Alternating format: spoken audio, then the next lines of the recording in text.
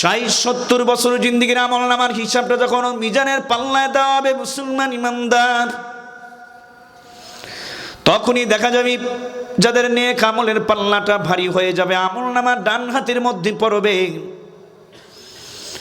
আমলনামা ডান হাতে পড়ার পর ইমানদার মাওলার আশেক, মাওলার পাগল হাসতে হাসতে আমলনামা ডান হাতে নিয়ে পৌঁছিরাতের পোলটা বিদ্যুতের গতিতে পার হইয়া ফাইনালে আমার মাওলার জান্নাতে মেহমান হয়ে যাবে।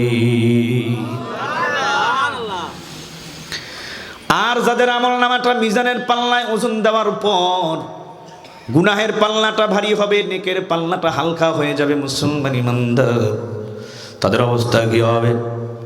গুনাহগারের আমলনামা যদি বাম হাতে পড়ে যায়, কারো আমলনামা যদি বাম হাতে পড়ে যায় সে মুজরিম, পাপী, গুনাহগার।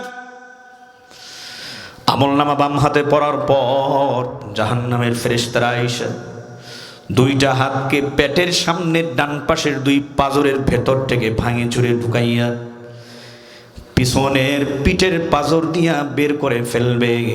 জাহান্নামের ফেরেশতারা আইসা জাহান্নামের হ্যান্ডকাপ বেরি শিকল হাতে পায়ের মধ্যে লাগাইয়া জাহান্নামের আগুনের ব্যাট দিয়া নাফরমান বদমাইশ বেপরদা গুনাহগারকে উল্টা মুখী করে পিটাইয়া পিটাইয়া কঠিন জাহান্নামের আগুনের মধ্যে ফেলাইয়া দিবে। মুসলমান ইমানদার, ওই জাহান্নামের 1 সেকেন্ড আগুনের আযাব সহ্য করার ক্ষমতা কিন্তু আপনার আমার কারো নাই, কথা ঠিক কিনা? এই জন্য মালিকের কাছে দোয়া করবেন, রব্বুল আলামিন, আয় আল্লাহ, জবানটা খুলে আমার মালিক আমার আল্লাহর জোরে একটা ডাক দিয়া বলেন আল্লাহ। নিয়েই যখন আসছো কুশিয়ারা কেন্দ্রীয় জামে মসজিদের মাহফিলের ময়দানে, আল্লাহ ও রব্বুল আলামিন, আমলনামায় একটা গুনাহ বাকি থাকতে আপনি আমাদের কাহাকেও বাড়িতে মাহরুম ফিরাইয়েন না, জোরে বলেন আমিন। ও আল্লাহ, মুসাফির তোমার দরবারে দরখাস্ত করি যারা আরামে বিছানা হারাম কইরা দিয়ে আল্লাহ ময়দানে মাহফিলে বসা, সবার গলার মধ্যে আল্লাহ তুমি হেদায়েতের মালাটা পড়াইয়া দাও, জোরে বলেন আমিন। এখন সবাই দুনিয়ার সফরে আছে, এই সফরের মেয়াদ কতদিন হতে পারে? কারো জন্য 80 বছর, খুব ভালো করে বুঝবেন। কারো জন্য 90 বরাদ্দ। কার পক্ষ থেকে হায়াত? একটু জোরে কোন। সরকারের পক্ষ থেকে? অন্তর্বর্তীকালীন সরকার ডক্টর ইউনূসের পক্ষ থেকে নয়, কোন পীর সাহেবের পক্ষ থেকে, বক্তা সাহেবের পক্ষ থেকে নয়। কার পক্ষ থেকে? কারো জন্য 70 বরাদ্দ, কারো জন্য 60, 50, 40, 30, 20, 15, 10। মালিক যাকে যে পরিমাণ হায়াত দিতে চান এটা মালিকের ইখতিয়ার। কে মুফতি সাহেব, কথা ঠিক কিনা? এই সাময়িক সময়ের জন্য আমরা হায়াত পাবো। এই হায়াতের সীমানার যখন পরিসমাপ্তি ঘটবে, চক্ষু দুইটা যখন বন্ধ হবে, দুনিয়ার এই মায়ার বাঁধন ছিন্ন করে আমাদের প্রত্যেককে আলমে বারজাখ, সামনে দুনিয়ার আলমে দুনিয়ার যে ভিসার মেয়াদকাল চক্ষু দুইটা বন্ধ হওয়ার আগ পর্যন্ত, কবরে যাওয়া পর্যন্ত আমাদের এই ভিসার মেয়াদকাল, আমাদের চোখ বন্ধ হবে, জানাজা হবে, গোসল হবে, জানাজা হবে, আপনজন 4 তাকবীরের সাথে নামাজ পড়িয়ে জানাজা নামাজ পড়িয়ে আমাদেরকে ধরে মাটির ঘর কবরে রেখে আসবে। বুঝতে পারছেন বাবা? দ্বিতীয় যে আমাদের কালটা অতিক্রম করতে হবে, খুব সাবধান মুসাফির, যুবক বাজানরা খুব সাবধান। ওই কালটা হলো কবরের জগতের কাল, আলমে বারজাখ, কবরের জগৎ। এই ভিসার মেয়াদকাল কতদিন? এই কবরের জগতের আলমে আসবাব থেকে নিয়ে আলমে বারজাখ, কবরের ভিসার মেয়াদকাল হবে কিয়ামতের ময়দানে। কিয়ামতের ময়দানে ওঠার আগ পর্যন্ত, ইসরাফিলের সিংগায় ফুঁক দেওয়ার আগ পর্যন্ত, ইসরাফিল মালিকের অর্ডারে সেই বাঁশিতে ফুঁক দেওয়ার আগ পর্যন্ত কবরের জগৎটা হবে আমাদের এই জগতের ভিসার মেয়াদকাল।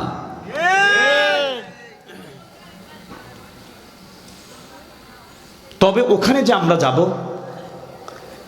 দুনিয়াতে আমরা যদি বিপদ মুসিবতে আমরা পড়ে যাই, আমার ছেলে, আমার মেয়ে, আমার ভাই, আমার বোন, আমার মেম্বার, আমার চেয়ারম্যান, আমার জনপ্রতিনিধি, আমার এমপি, আমার দোস্ত, আমার বন্ধু, আমার বিপদ মুসিবতে সাহায্য সহযোগিতা করার জন্য, হেল্প করার জন্য কিন্তু তিনি সেই এগিয়ে আসেন। কথা বলেন না কেন? কবরের জগতে কে হেল্প করবে? কে? একমাত্র আল্লাহ ছাড়া আপন কেউ হবে না।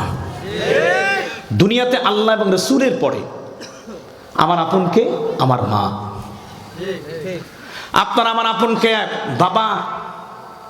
আপনার আমার আপন কে? আপনার মেয়ে, আপনার সন্তান, আপনার ছেলে, আপনার ভাই, আপনার বোন, আপনার চাচা, মামা, খালু, প্রতিবেশী, বন্ধু। কবরে যাওয়ার পরে কেউ আমার কাছে থাকবে না। 3 দিন 3.5 দিন পর্যন্ত চোখের পানি ফেলে কাঁদবে। চোখের পানি কাদার পরে যখন শেষ হয়ে যাবে, 3 দিন 3.5 দিন পরে কবরের খবরটা আর কেউ নিবে না, সুখে আছি না শান্তিতে আছি। কি কথা ঠিক কিনা? আল্লাহ। এই জন্য ওই কবরের জগতের ভিসার মেয়াদকাল হবে ইসরাফিলের বাঁশিতে ফুৎকার দেওয়ার আগ পর্যন্ত। কথা ঠিক কিনা? সেখান থেকে ইসরাফিলের বাঁশিতে ফুৎকার দেওয়ার পরে হাসরের ময়দানে উঠতে হবে তামাম দুনিয়ার সমস্ত বিলিয়ন মিলিয়ন মানুষের। নারী পুরুষ সবাই উঠবে, যুবক বৃদ্ধা বাল বনিতা, সাদা কালো, ধনী গরিব, শিক্ষিত অশিক্ষিত সবাই উঠবে। মুসলমান কবর পথের পথিক। ওঠার পরে তৃতীয় যে কালটা, তৃতীয় ধাপ আমাদের সকলকে অতিক্রম করতে হবে। এই তৃতীয় কালটা হলো আলমে আখিরা, অর্থাৎ পরকালের জগৎ। পরকালের জগৎ, এই জগতের পরকালের জগতের কোনো ভিসার কোনো মেয়াদকাল নেই। এটা একদম কি বলা হয়, এই ভিসার মেয়াদ অনন্তকাল, যার শুরু আছে কোনো শেষ নেই। আল্লাহু আকবার জোরে বলো। কুশিয়ারা কেন্দ্রীয় জামে মসজিদ এলাকার মুসলমান ইমানদার পর্দানের মা গো, কলিজার টুকরা যুবক আমার ভাইরা,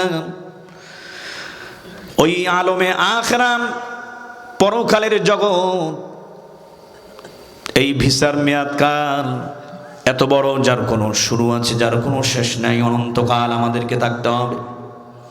তবে দুনিয়ার আলমে আসবাবের মধ্যে যারা আমরা ছিলাম 60-70 বছর, 40-50 বছর হায়াতে জিন্দিগির আমল নামার কিন্তু হিসাব কিতাব হবে হাসরের ময়দানে। কথা ঠিক কিনা? 60-70 বছর জিন্দিগির আমল নামার হিসাবটা যখন মিজানের পাল্লায় দেওয়া হবে মুসলমান ইমানদার, তখনই দেখা যাবে যাদের নেক আমলের পাল্লাটা ভারী হয়ে যাবে, আমল নামা ডান হাতের মধ্যে পড়বে।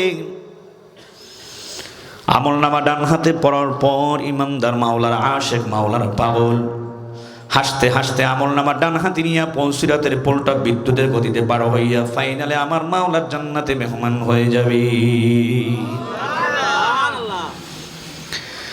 আর যাদের আমল নামাটা মিজানের পাল্লায় ওজন দেওয়ার পর গুনাহের পাল্লাটা ভারী হবে, নেকের পাল্লাটা হালকা হয়ে যাবে মুসলমান ইমানদার, তাদের অবস্থা কি হবে?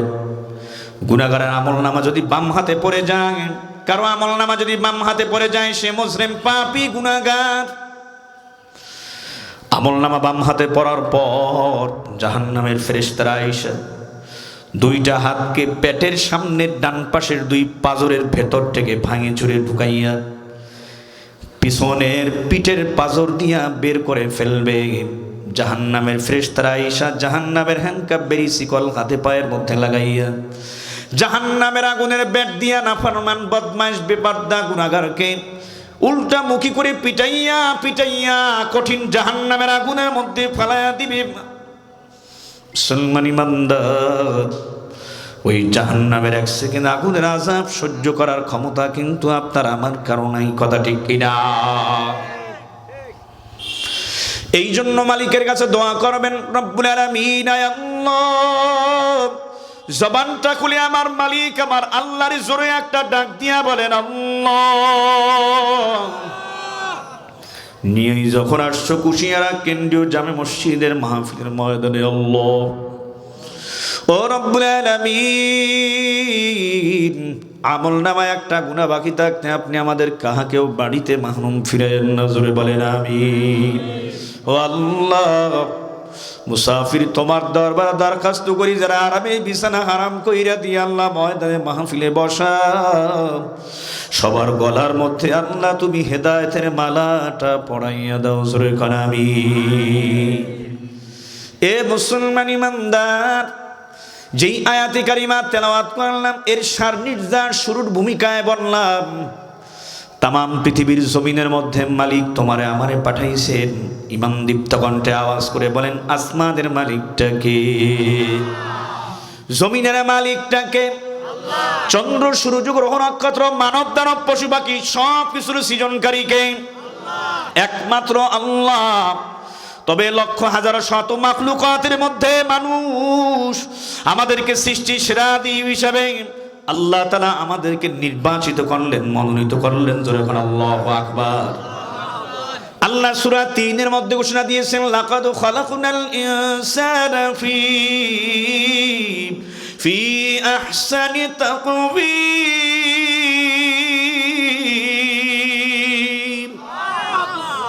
আমি মানুষকে বড় সুন্দর করে বানিয়েছি। কে বলেছেন? জোরে বলেন। আল্লাহ মানুষকে সুন্দর করে বানাইছেন। মুসলমান ইমানদার, কারণটা কি? আল্লাহ বলেন নাই আমি চন্দ্রকে সুন্দর করে বানাইছি, সূর্যকে বানাইছি, জমিনকে বানাইছি, আসমানকে বানাইছি, তারকা বানাইছি। আল্লাহ বলেন নাই। আল্লাহ বললেন মাটির ধাতু দিয়ে আমি আল্লাহ সাধারণ মাটি দিয়ে মানুষ তৈরি করলাম। মাটির মানুষই আশরাফুল মাখলুকাত, সৃষ্টির সেরা দ্বীপ। আল্লাহু আকবার। কারণটা কি মুসলমান? কারণটা কি? আল্লাহ নিজেই জবাব দেন করেন কোরআনুল কারীমের অন্য জায়গার মধ্যে আল্লাহ জবাব দিয়ে জানায়া দেন, ওয়ামা খালাকতুল জিন্না ওয়াল ইনসা ইল্লা লিয়াবুদুন।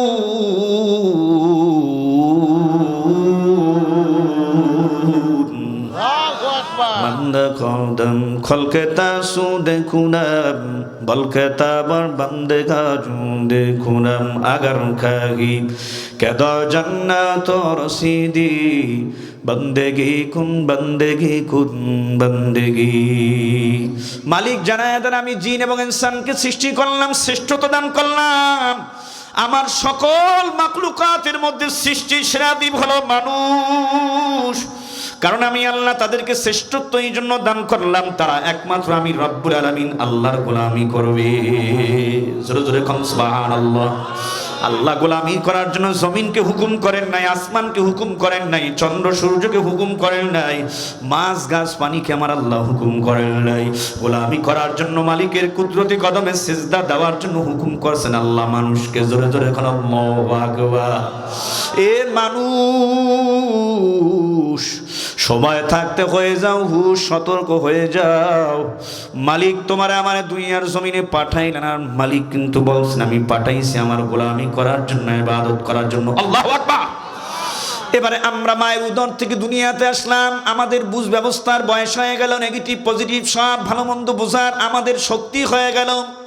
এ মুসলমান ইমানদার, এই দুনিয়াতে আসার পর দুনিয়ার আলমে আসবাবের মায়ায় পড়ে, ক্ষমতার পিছনে পড়ে, বাড়ি গাড়ি অট্টালিকা বালাখানার পিছনে পড়ে, দুনিয়ার টাকা পয়সার মায়ায় পড়ে, বিবি বাল বাচ্চার মায়ায় পড়ে, যেই রব্বুল আলামিন তোরে আমার এত সুন্দর করে বানাইছেন আল্লাহ,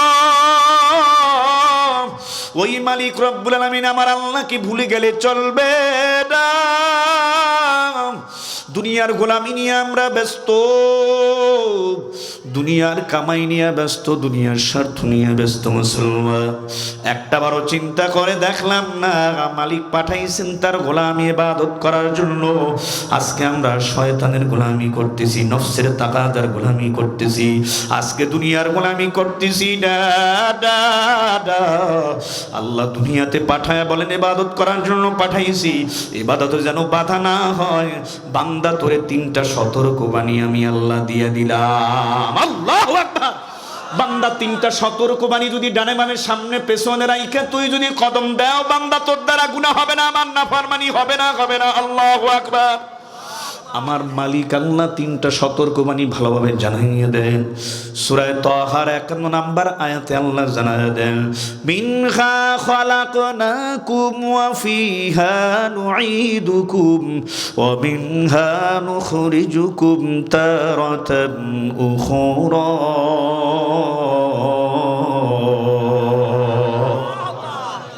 আল্লাহ তাআলা জানায়া দেন তিনটা সতর্কবাণী মুসলমান ইমানদার। নাম্বার 1, মিনহা খালাকনাকুম, আমি আল্লাহ তোমাদেরকে মাটি দিয়ে তৈরি করলাম, মাটি দিয়ে সৃষ্টি করলাম। কে বলছেন? জোরে আওয়াজ করে বলেন মুসলমান। 2 নম্বরে আল্লাহ তাআলা বলতেছেন ওয়া ফিহা নুঈদুকুম, আমি আল্লাহ তোমাদেরকে মাটি দিয়ে সৃষ্টি করার পর এই দুনিয়ার মধ্যে যখন হায়াতের সীমানা সমাপ্ত হয়ে যাবে, জানাজা পড়ার পর তোমাদেরকে ধৈরা আপনজন কবরে রেখে আসবে। তোমাদের সবাইকে কিন্তু অন্ধকার কবরের বাসিন্দা হওয়া লাগবে। কথা ঠিক কিনা? কার কথা মুসলমান? কার কথা? আরেকটু জোরে কোন ইমান দীপ্ত কণ্ঠে আওয়াজ করে বলা মুসলমান, কার কথা? ওই রব্বুল আলামিন আমার মালিকের কথা। এরপরে আমার মালিক 3 নম্বর সতর্কবাণী শোনায়া দেন, অফিহা নুঈদুকুম ওয়া মিনহা নুখরিজুকুম তারাতান উখরা। বান্দা কবরে যাবি রে বান্দা, ওই কবরের জগতের নির্দিষ্ট সময় পার হওয়ার পর হাসর ময়দানে উঠতে হবে। গোটা হায়াতি জিন্দেগি হিসাব কিতাব, ভালো মন্দের হিসাব কিতাব আমি আল্লাহর আদালতে দাঁড়াইয়া পাই টু পাই দেওয়া লাগবে বান্দা। এই 3টা সতর্কবাণী যদি মনে রাখে বান্দা চলতে পারো, গলায় ছুরি আসবে, তারপরেও বান্দা কোনোদিন খোদার নাফরমানিতে, মালিকের নাফরমানিতে লিপ্ত হবে না। কথা ঠিক কিনা? আরো জোরে এখন আল্লাহু আকবার। এ মুসলমান ইমানদার, আজকে আমরা তাকায়া দেখি মুসলমান ইমানদার 3টে সতর্কবাণী আজকে আমরা ভালোভাবে গ্রহণ করেই নাই, আর শুনলেও আমরা এক কান দিয়ে শূন্য অন্য কান দিয়ে বের করেছি। আজকে আমরা মালিকের নাফরমানিতে লিপ্ত, গুনাহে লিপ্ত। তাই তাকায়া কি আজকে দেখো নাই ফজরের নামাজের পর 6:13 সময় আবার 4.6 মাত্রার ভূমিকম্প হয়ে গেল। কথা ঠিক কিনা? আমরা তখন মাদ্রাসায় ফজরের নামাজ পড়ে ডানে বামে সালাম ফিরাইলাম। সালাম ফিরানোর পর তাসবিহ তাহলিল পাঠ করলাম, সূরা ইয়াসিন তেলাওয়াতের আমল করলাম। এরপরে ইস্তেগফার দুরূদ শরীফ পড়ে দোয়ায় যখন লিপ্ত, তালবলিম একজন আমাকে ডাক দিয়া কয়, হুজুর মাদ্রাসার আমাদের এই 3 তলা ভবনের বিল্ডিং যেন কে বারবার নাড়াইতেছে। কিছুক্ষণ পরেই শুনলাম আবার ভূমিকম্প লারা দিয়ে গেছে, আমাদেরকে সতর্ক দিয়ে গেছে, গুনাহ করবি না। গুনাহ পাল্লা যদি ভারী হয়ে যায় জমিন কিন্তু সহ্য করতে পারবে না। কথা ঠিক যাবে? ঠিক যখন তার আগেও কিন্তু মুসলমান আমরা তাকায় দেখলাম 21শে নভেম্বর শুক্রবার দিন সকাল 10টা মুসলমান 38 মিনিট 26 সেকেন্ডে বাংলার জমিনের মধ্যে, বাংলাদেশের ইতিহাসের মধ্যে সবচেয়ে বড় ভয়াবহ ভূমিকম্প হয়ে গেল। 5.7 মাত্রার ভূমিকম্প হয়ে যায়।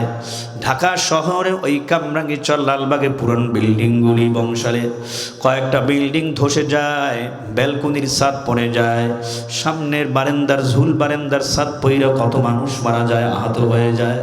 আজকে কারণ কি মুসলমান ইমানদার? জমিন কেন ঝালঝালা হয়? ভূমিতত্ত্ববিদদের মতে এই সমস্যা ওই সমস্যা, নিচ থেকে মাটির নিচ থেকে প্লেট সরে গেছি না মুসলমান না। অনেকে বলে প্রাকৃতিক দুর্যোগ, আসলে প্রাকৃতিক দুর্যোগ ওটা ভুকা কথা, ভূতা ওটা একটা ধোকাবাজি কথা। আসলে ঘটনা হইল আমরা তাকায়া দেখি আমাদের আমলনামার মধ্যে নেকি কম, গুনাহ দিয়ে ভরা। কথা ঠিক কিনা? হযরত ওমর রাদিয়াল্লাহু তাআলা আনহু যখন খলিফাতুল মুসলিমিন ছিলেন, আমিরুল মুমিনিন ছিলেন, তিনি একদিন মসজিদে নববীর মধ্যে নামাজ সমাপ্ত হওয়ার পর নামাজের ইমামতি করলেন, ফরজ নামাজের। এরপর মুসল্লিদেরকে বললেন কেউ যাবে না, সবাই বসো। সবাই বসে গেছেন আর দাঁড়াইয়া বললেন আজকে মদিনার মধ্যে প্রচণ্ড আকারে ভূমিকম্প হয়ে গেল, বলতে পারো তোমরা কেন হইল? সবাই আমিরুল মুমিনিন আমরা জানি না, আপনি মনে হয় নিশ্চয়ই ভালো জানেন। আমিরুল মুমিনিন ওমর ডাক দিয়া কয় শোন মদিনাবাসী মানুষ, এ যুবক, এ মুরব্বী, যুবক, বৃদ্ধা, বাল বনিতা, নারী, শিশুরা শোন, খোদার নাফরমানির মধ্যে আমরা লিপ্ত হয়েছি, গুনার পরিমাণ বেশি, গুনাহ। আমি ওমর বলে দিলাম আজকে সবাই মসজিদে বসে খাস তওবা করে বিদায় নিবে। নেক্সট টাইম যদি আবার অন্যায় অপচার পাপাচার শুরু করো, আর যদি গুনাহের পাল্লা ভারী হয়ে যায়, আবার কিন্তু জালজালা শুরু হবে, ভূমিকম্প হবে মদিনার জমিনে, আমি ওমর কিন্তু তোমাদের মাঝে আর থাকবো না, আমি কিন্তু চলে যাব। এ মুসলমান ইমানদার, আজকে প্রাকৃতিক দুর্যোগ বলো মুসলমান, এটাকে তোমরা বিভিন্ন ধরনের তত্ত্ববিদদের কথায় তোমরা বলতে থাকো, আসলে এই বিষয়টা হতে পারে, হবে কিন্তু তা না। কোরআন সুন্নাহর আলোকে আমরা তাকায়া দেখি আমাদের আমলনামা গুনাহ দিয়া ভরা, নেকির সংখ্যা কম। কথা ঠিক কিনা? বাসায় যদি এসার নামাজ পড়ে মুসলমান বালিশের উপর মাথা রাইখা ঘুমাইতে যাই, ওই ঘুমাইতে গিয়া 5 মিনিট 7 মিনিট যদি একটু চিন্তা ফিকির করে, বিবেকের কাছে জিজ্ঞাসা করি, প্রশ্ন করি, নিজ বিবেকের কাছে প্রশ্ন করি, 60-70 বছর জিন্দেগি আমি অতিবাহিত করছি, 50-40 বছর আমল নামার দিকে তাকায় দেখি, ক্যালকুলেশন করে বের হবে গুনাহের পরিমাণ বেশি, নেকির সংখ্যা কম। যদি এমনটাই হয় মুসলমান, খাস দিলিনকে দরবারে তওবা করবা, ও দয়ার মালিক, ডাক দেন আল্লাহ, আপনি আমাদের হায়াতে জিন্দেগির সবার গুনাহ খাতাগুলি মাফ করে দেন আল্লাহ। জীবন গেলেও তওবা করে নিলাম, গুনাহ করব না, নেকের কাজ আর কোনোদিন ছাড়ব না রে মালিক। আজকের মাহফিল কামিয়াব হবে মুসলমান যদি সবাই সিদ্ধান্ত নিয়ে নেই, ও আল্লাহ আমাদেরকে অপমৃত্যু দিও না মালিক, আযাব গজব দিয়ে আমাদেরকে ধ্বংস করে দিও না, আমাদের অন্যায় অপরাধ মাফ করে দাও, জোরে কোন আমিন। আমাদের জন্য আল্লাহ রহমত বরকত শান্তির ফয়সালা করে দাও। মুসলমান ইমানদার, এই 3টা সিগন্যাল মালিক তোমার আমারে দিয়ে দিছি। মাটি দিয়ে আল্লাহ সৃজন করলেন, তৈরি করলেন মাটির মানুষ, আবার তোমার কিন্তু মাটির গর্তে আসতে হবে, নির্দিষ্ট সময় পার হওয়ার পর হাসরের ময়দানে উঠতে হবে, মালিকের দরবারে গোটা জিন্দেগির হিসাব কিতাব দিতে হবে, আমল নামার গোটা জিন্দেগির আমল নামার হিসাব কিতাব দিতে হবে কার কাছে? জোরে কও। এখন মনে রাখবা মালিক কেন শুরুতেই বললেন মিনহা খালাকনাকুম, আমি আল্লাহ তোমাদেরকে মাটি দিয়ে সৃষ্টি করলাম। মাটি একটা নিম্ন মানের একটা ধাতু, এ মাটির দাম তো তেমন বেশি কিছু না মুসলমান ইমানদার, এই মাটি একটা নিম্ন ধাতু, মাটি দিয়ে আল্লাহ সৃষ্টি করলেন, বলছেন মাটি দিয়ে আমি আল্লাহ তোমাদের বানাইলাম। মাটির বৈশিষ্ট্য কি? মাটির বৈশিষ্ট্য হলো নরম, কথা ঠিক কিনা? যখন মাটির বৈশিষ্ট্য কি? অহংকার না নরম? মাটির বৈশিষ্ট্য নরম। এই যে ভাইজান বসে আছেন, মাটি বলে না আমার উপরে বসতে পারবা না, মাটির উপরে গাছ দাঁড়াই আছে, বলে না মাটি যে গাছ দাঁড়াতে পারবি না, মাটির উপরে মসজিদের বিল্ডিংটা দাঁড়ায় আছে, মাটি বলে না দাঁড়াইতে পারবা না, মাটির উপর দিয়ে রাস্তা আমরা নির্মাণ করলাম, বলে না মাটি রাস্তা নির্মাণ করতে পারবি না, মাটির উপরে আমরা বড় বড় লোহা পিটাই, হ্যামার দিয়া, মাটি বলে না আঘাত পাই। এ মুসলমান ইমানদার, মাটি দিয়ে আল্লাহ সৃষ্টি করলেন মানুষ, আল্লাহ জাগ দিয়া বলতে আছেন মাটির মানুষ কবরে যাওয়ার আগে, মরার আগে মাটির মতো নরম হইয়া যাও, যদি গরম হইয়া গুনাহ কইরা, অহংকারী কইরা গুনাহ কইরা কবরে আসো, এই কবরের ডান পাশের বাম পাশের কঠিন মাটির চাপ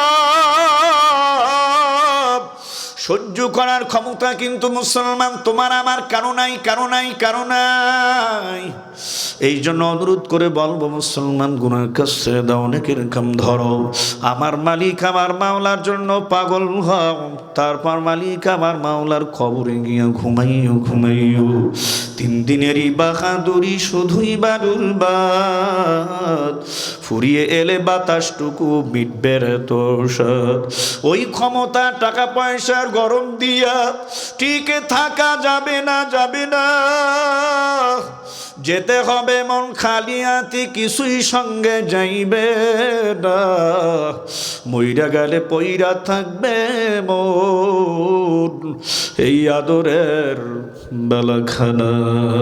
এই মাটির দেহ মাটি খাবে, এই মাটির দেহ মাটি খাবে, মাটি হবে বিছানা।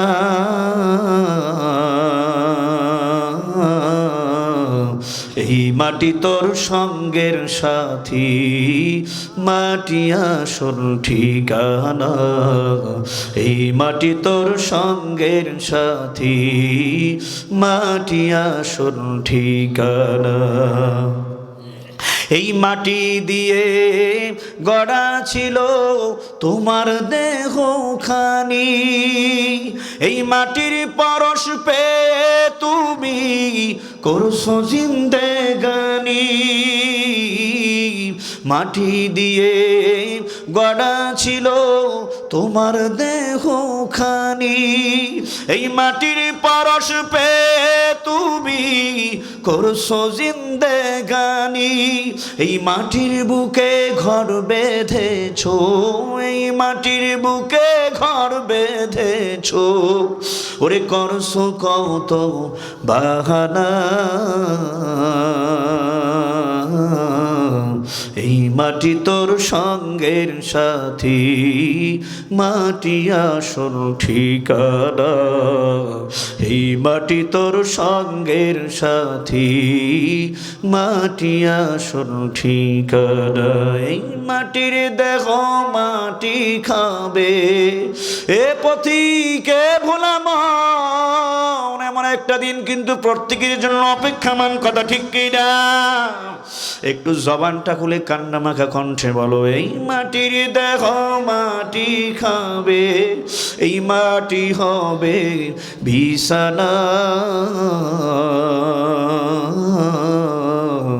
এই মাটি তোর সঙ্গের সাথী, মাটি আসল ঠিকানা।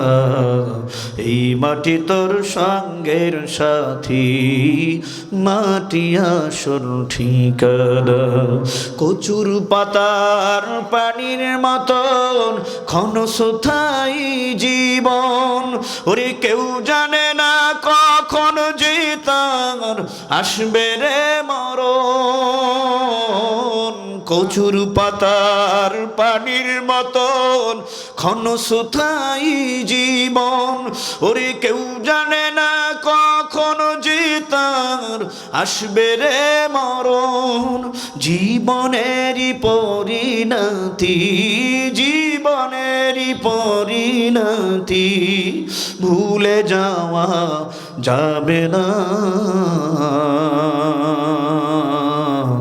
এই মাটি তোর সঙ্গের সাথী, মাটি আসল ঠিকানা।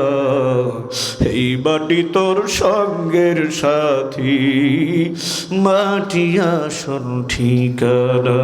এই মাটির দেহ মাটি খাবে, এই মাটির দেহ মাটি খাবে, মাটি হবে বিছানা। এই মাটি তোর সঙ্গের সাথী, মাটি আসল ঠিকানা। এই মাটি তোর সঙ্গের সাথী, মাটি আসল ঠিকানা। যখন কথা ঠিক না ঠিক। যুবকেরা পর্দানের মা বোনেরা রে, কার কখন মরণের ডাক আসে আপনিও বলতে পারেন না, আমিও কিন্তু বলতে পারি না। এ আল্লাহর বান্দারা,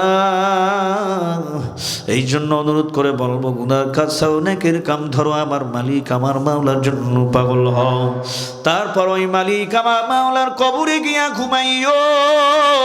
কারণ কবিতার মধ্যে কবি বলতেছেন, চারবি হারা পালকি যেদিন আসবে তোমার আমার বাড়ির দ্বারে, বন্ধু বান্ধব আপন যারা কাঁদবে যারে যারে, ওই কবর দেশে যাত্রী হতে মন সাজবি নতুন সাজে না, যেতে হবে মন খালি হাতে কিছুই সঙ্গে যাইবে না, মইরা গেলে পয়রা থাকবে মন এই আদরের বিছানা। এ মুসাফিররা, কবর পথের পথিক আমার ভাইরা, মা ও বোনেরা, কলিজার টুকরা যুবক আমার ভাইরা, একটু ডানে বামে তাকায় দেখো, কত মানুষের মাকে বিদায় দিয়া কবরে রেখে আসছে, অনেকের আব্বারে বিদায় দিয়া কবরের মধ্যে রেখে আসছে, অনেকের ভাই বোনকে সন্তান বিবি বাল বাচ্চাকে বিদায় দিয়া কবরে রেখে আসছে। কই কই কই, এই দুনিয়া তো তাদের সাথে আর সাক্ষাৎ হবে না, দেখাও হবে না। ওটা এমন একটা বিদেশ, ওই বিদেশে কেউ যদি একবার যায় আর কোনো দিন ফিরে আসে না। কথা ঠিক কিনা ধরে ঘর মুসলমান ইমানদার, তিনটা সতর্কবাণী আমার আল্লাহ দিয়ে দিলেন, এটাকে সামনে রাখো। দেখবা তোমার দ্বারা গুনাহ হবে না, তোমার দ্বারা জিনা হবে না, তোমার দ্বারা পরনিন্দা হবে না, তোমার দ্বারা মালিকের হুকুমের নাফরমানি হবে না, হবে না মুসলমান ইমানদার। তবে শুনো, দুনিয়ার আলমে আসবাবে আসি, দুনিয়ার মহাব্বত অন্তরের ভিতরে ঢুকাইয়া ওই মালিক আল্লাহকে যদি ভুলে যাও, খোদার নাফরমানিতে লিপ্ত হইয়া সুন্নত তরিকার দাড়ি কাইটা, আর যদি টুপি না রাইখা সুন্নত তরিকা অনুযায়ী না চইলা, পোশাক না পইরা, আজকে যদি যেমন মন চায় তেমন চলো, শয়তানের পদঙ্ক অনুসরণ করো, সুদ খাও, ঘুষ খাও, পরনিন্দা করো, নামাজ কালাম বাদ দিয়ে চলো, রমজান রোজা রাখো, হজ যদি না করো, যাকাত যদি না দাও, মাদ্রাসা মসজিদ ওয়াজ মাহফিলে যদি খেদমত না করো, মুসলমান যদি একটা বেপরদা গুনাহগার বদমাইশ বেনামাজি হইয়া ওই মাটির ঘর কবরে গিয়া ঘুমাও, নাফরমান বদমাইশ বেনামাজি কবরে রাখার পর ডান পাশের বাম পাশের মাটির চাপ নাফরমান কিন্তু আর সহ্য করতে পারবে না। নাফরমানের কবরের ডান পাশে